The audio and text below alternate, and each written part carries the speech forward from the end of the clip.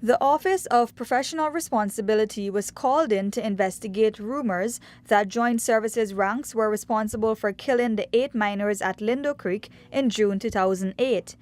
Hiralal Makinlal, who was the OPR deputy at the time, said he spent about 2 weeks interviewing persons, including family members of the deceased, civilians, and law enforcement officers, and he even visited the crime scene, but he was unable to ascertain the origin of the rumor. At the end of his investigation, Makinlal said he could neither confirm nor deny whether the Joint Services killed the miners. Sir, you would have mentioned that after this 2 weeks investigation by you, would you agree with me that at the end of your investigation, you were unable to eliminate or implicate the Joint Services? Yes, sir. So just as how the allegations surfaced, as you put it, the rumors surfaced, at the end of the 2 weeks, we were back to the same position. Nothing useful came up. That's right, sir. During his investigation, he said he interviewed the 23 Joint Services ranks who were deployed to the area after then-Crime Chief Silal Prasad and his team confronted the Feynman gang at Christmas Falls on June 6, 2008. Though he could not remember the names of all the ranks, Makinlal informed the commission of those who were in charge. Can you say whether you were able to ascertain whether the Joint Services, this is not just police, but whether the Joint Services were patrolling that area, the Lindo Creek area? Yes, sir. Were you able to ascertain the names of those ranks? I can't remember at this time the names of the ranks. He recalled that Senior Ryan was in charge of the police forces team, Lieutenant Wolford was in charge of the Ghana Defense Forces team, and Captain Souvenir was in charge of the Army's Special Forces. He said their firearms were tested by a Jamaican team, which confirmed that the guns were fired.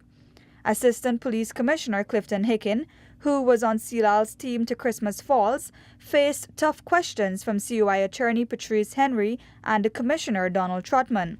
Hagen recalled his confrontation with the Feynman gang and, despite persistent questioning, denied that he ever visited Lindo Creek. Based on what I was told, we were going to Christmas Falls. No, please.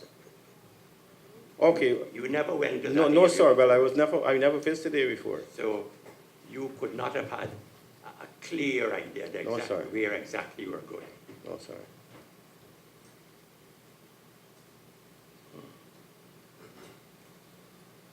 So you don't think that instead of Christmas Falls, you really were going to Lindo Creek? Could not have been, sir.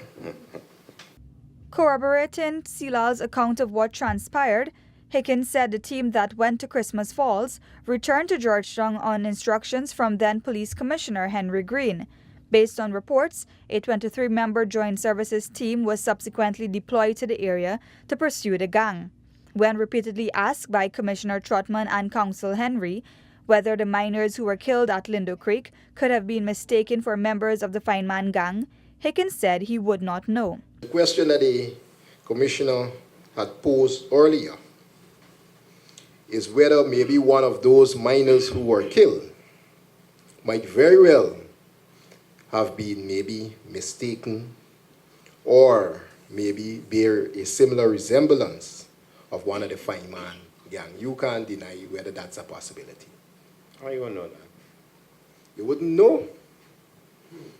Well, the knowing is if you were there personally. We're dealing generally in terms of the possibility. You wouldn't deny that it's a possibility that persons could have seen maybe one of the miners and maybe feel maybe this might be a member of the Feynman gang. I won't know that, Counsel.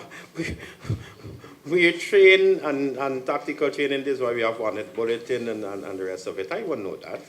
I can only hope, Assistant Commissioner, that someone else would know that. Thank you, Commissioner. May I leave? Thank you, sir. Hagen told the COI that OPR never questioned him relating to the rumors that it was the police who killed the miners. According to Hagen, that would have been unwise. Davina Samaru, Newsroom.